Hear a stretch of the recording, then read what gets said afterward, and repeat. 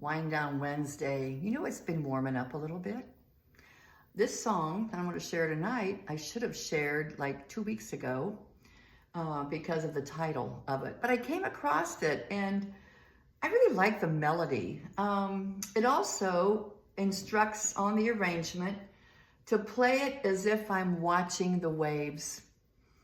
I've never seen that before. Usually it'll say, you know, the tempo is 60 beats a minute or something. But tonight it just says, play it as if you're watching the waves. And I'm going to. Now, I'm not a beach person per se, but I tell you, I could take some warm weather. But the title of this song is Cold Ain't For Me. Who can relate to that? But I love the melody of it. I never did it before. I never heard of it before. The piano arrangement, very unusual name. It's spelled Keudae. I don't know who that is. And it does have words, but it doesn't have the words on this. But imagine you're on the beach watching the waves.